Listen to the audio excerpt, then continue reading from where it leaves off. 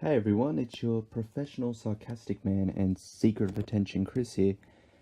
I thought I might do something a little bit different.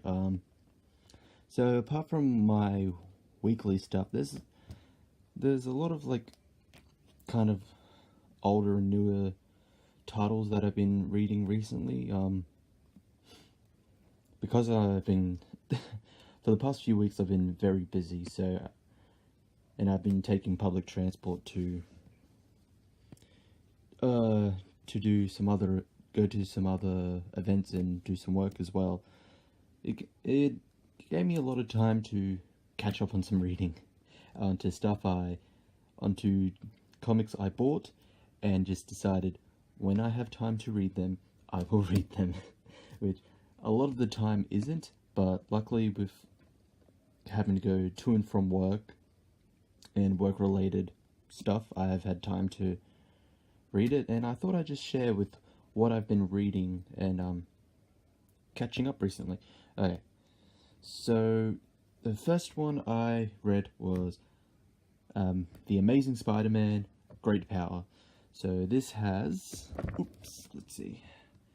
So has Amazing Fantasy number 15 and Amazing Spider-Man 1 to 17 and annual number 1. So this is Spider-Man from the very, very beginning.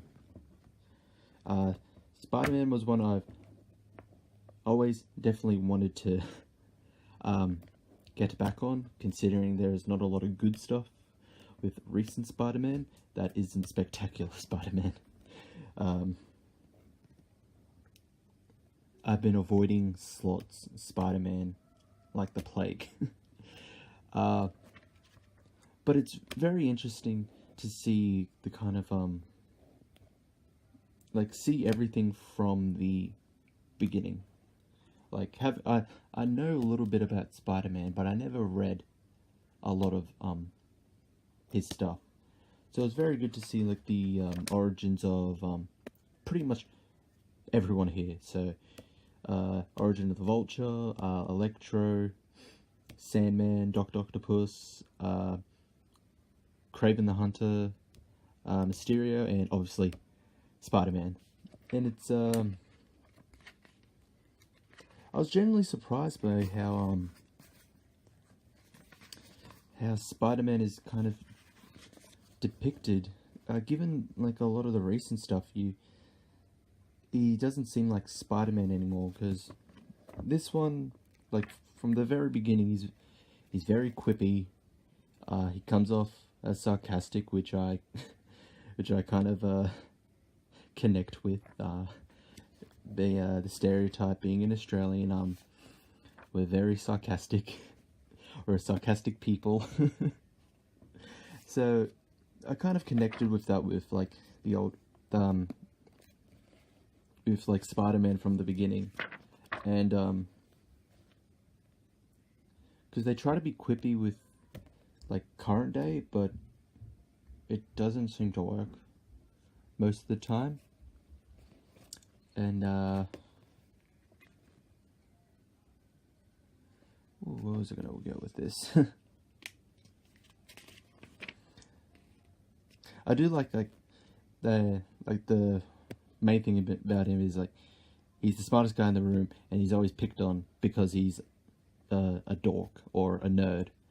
And I think what I kind of appreciate and also connect with is just you always have the people, you always have kind of the bullies and these people just pretty much talking crap to you, and you don't really have it in you to retaliate, but you just think of ways to get back at them and just hit them back straight away with something sarcastic to insult them about their intelligence, or their mainly just intelligence, because it's the whole point of Flash being the bully. He's the stereotypical jock bully, and that's what I really appreciated. And would I recommend this? Hell yes, I would recommend this. If you want to read Spider-Man from the very beginning, This is a must. It is essential. Next one I read was Daredevil, the Man Without Fear. Similar to Spider-Man, this was one I always wanted to read and never got time to do. And kind of similar to Spider-Man, it's very, very interesting to kind of see like humor with Daredevil. I was about to say Deadpool. Humor with Daredevil, because if you like a lot of the recent stuff, I've been enjoying the recent Daredevil series, and also with the TV show, you don't see a lot of like the comedic side of Daredevil. I can't find a specific page, but he almost comes off as a bit quippy as well, similar to Spider-Man, and that's what I liked about Daredevil as well. I really like characters who are quippy and funny, but not over kind of over the top, like Deadpool times 20. Sorry. And it was a good way of like kind of connecting back to Spider-Man. So you had Daredevil fight some of Spidey's villains. So issue number 2 had, let's see. So issue number 2 had Electro, and I think it's even in there it tells you to go read Electro's first appearance in Spider-Man. And then also Ox, that was part of the Enforcers. He was a Spider-Man villain as well, and they reference, go read this issue of Spider-Man to see like how Ox was sent to jail or what happened to him. And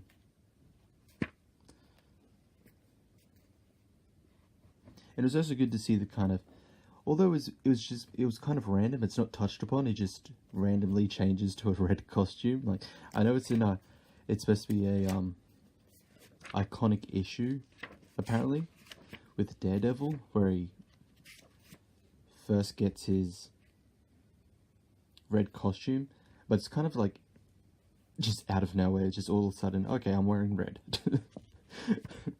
I've dropped the yellow and black and the red and just stick with the one color. But no, this is I really enjoyed this one as well. It's good to read good Marvel back in the day, which is what a lot of us want. We want to read good Marvel back in the day. Definitely recommend. Highly recommend. Much like Spider-Man, highly recommend. And then the last of the Marvel ones I read was The Mighty Thor by Walter Simonson. This is the first volume, which is whenever someone mentions a Thor run, they always seem to mention Walter Simonson. And one of the big important parts was Beta Ray Bill was introduced in Walter Simonson's run. I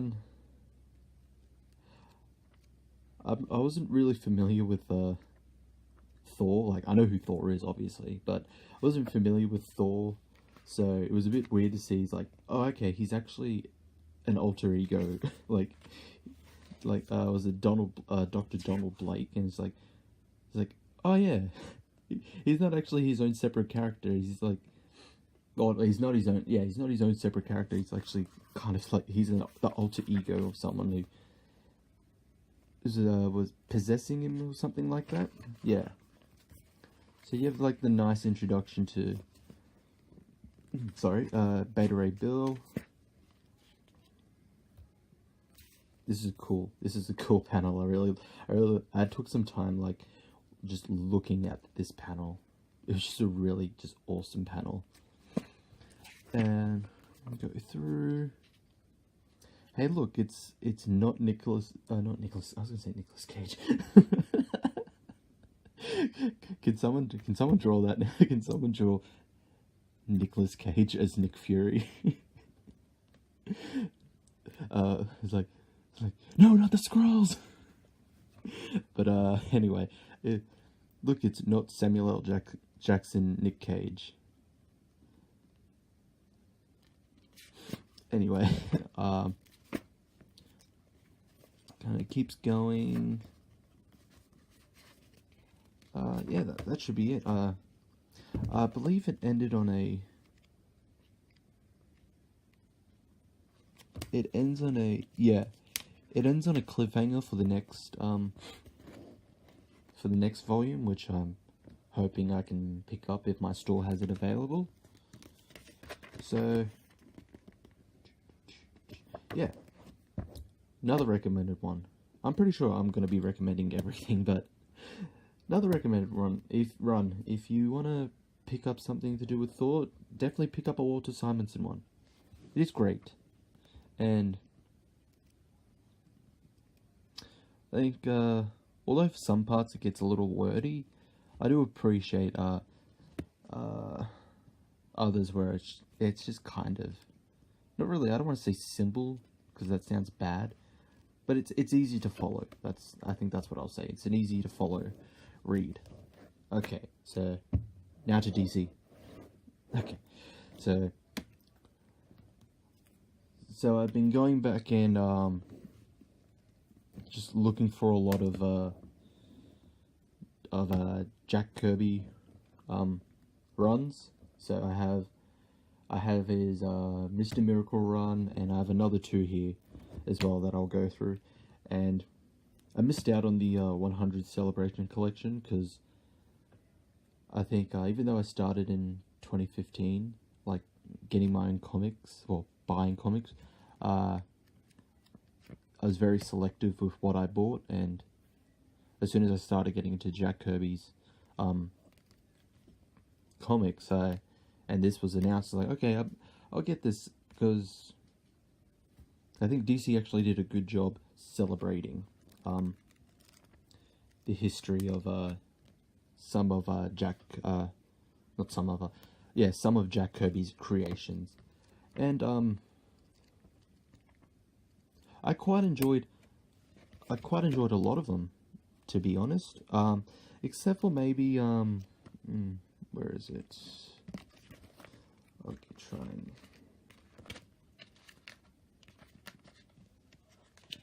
Oops, I may have skipped it.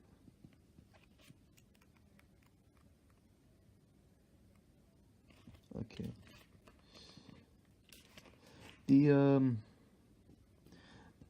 The Newsboy Legion and Boy Commandos, I didn't really, I thought it was okay. It was kind of it took me a while to get through. Like, it's not bad, it's just kind of those kind of stories aren't my, bread and butter. It wasn't a bad story, but I preferred, I think, everything else apart from, like, this. I would have preferred rereading all the other stuff than this, because this kind of took a while, because it wasn't something that interested me, but it wasn't bad. Another recommend, obviously. And here we go, Super Sons, the series nobody wanted it to cancel, and unfortunately it did. So this is just this was definitely another fun, entertaining read. A lot of what I'm going to say is fun and entertaining, because that's basically what I look for in comics. That's one of my main things I go for. Is it fun, and is it entertaining? Yeah, that's essentially, like, I want fun, entertaining, interesting stories. Something that I'm not going to go, it's like, oh, okay, I'm just going to yada yada yada, skip a page, I don't care, I want this to end already. No, but it's a fun it's a fun series. Oops.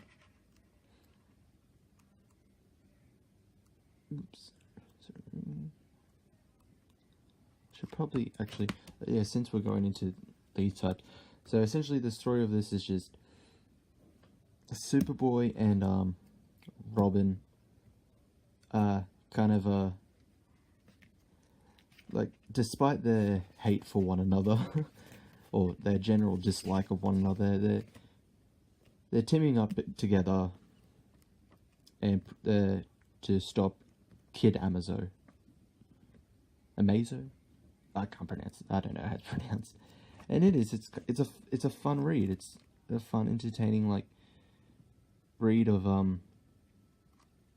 pretty much it's essentially just it's just Superman and Batman if they were kids. It's essentially two polar opposites working together and developing a friendship. It's pretty much the basis of it, and it's great. It works well because it's just like it isn't really, it's not copying pasting them. It's kind of its own reimagining of that theme, if that makes sense. And I picked volume 2. I haven't read volume 2 yet. I will get around to that when I finish some of my other stuff. I really want to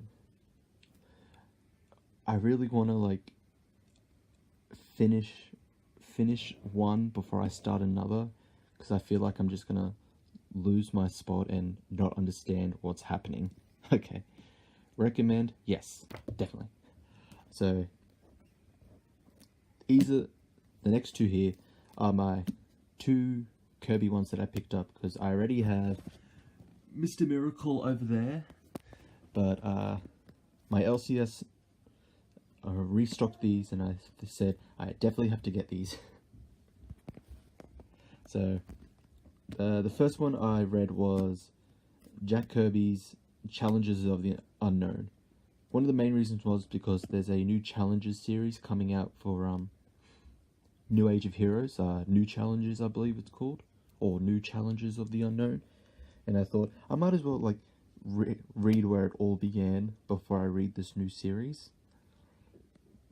Sorry.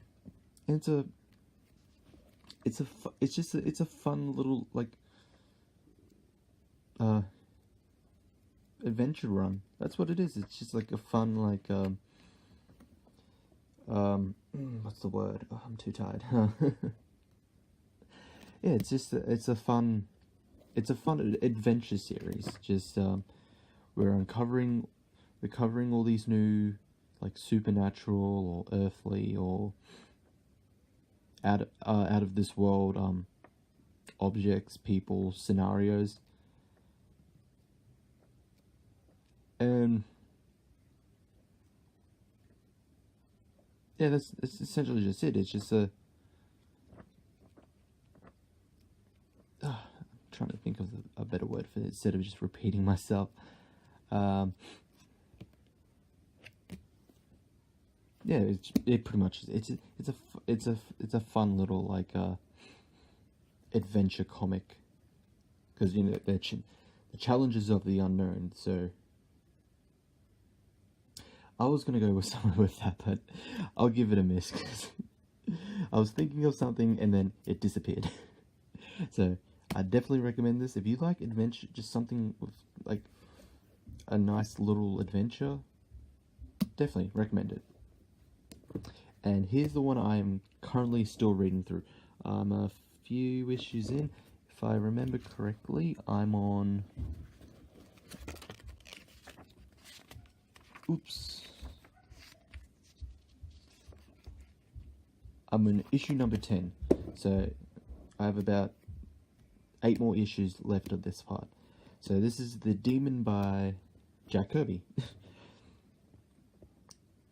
And it's interesting, I think I read up, I think it was that Kirby doesn't like horror. I think what it was, yeah, he didn't like horror, and I think he was annoyed at the fact that this, like the #1 for The Demon, sold so well, because I think he was doing all the Fourth World stuff at the same time. So it's just like, oh great, I have to continue this, because people like it. That's not what it was, but from what I read, that's what it looked like. And it's really weird that if you see in like it could just be like trying to make a shadow of it, but like half of Etrigan's face is orange, and then in a lot of like the covers for the issues, it's just the normal yellow that most people know of. or yellowy orange. And this is just another like good like fun kind of supernatural kind of horror. I wouldn't really say horror. I'd just say mostly supernatural comic book, just adventure. But I have been told apparently the other series is actually a bit better, so I might pick that one up as well after I read this one and do a comparison, see if I like them both or liked one better than the other. So yeah, I'd definitely recommend this as well if you've been wanting to read Etrigan from the very beginning. So yeah, that's it for the video. It's a long video. 20 minutes, jeez, this is going to take so long to upload. I should have done this in parts, but who cares? I'll use the weekend to upload these. So that's it for my video. Thought I'd just do something a bit different, kind of like showing what I'm reading, like apart from the weekly stuff which I do reviews on, like what other things am I reading? And my main one is I want to read a lot more of like the classic Marvel and DC, like where it all started, where like the great stories, the great characters came from. But yeah, that's it for the video. Subscribe, hit the like button, hit the notification bell, follow me on Twitter. My schedule for videos is usually like Fridays to the weekend. I try to spread them out as much as I can, so I don't have huge days off. But there's usually some stuff I want to review, or else I'm just kind of repeating myself, like I just repeated with this, just saying, this is great, this is great, this is great, this is great. But to be fair, they all are. They're all great. I thought they were all great. So that's it for the video. That's it for the video. I'll see you all next time.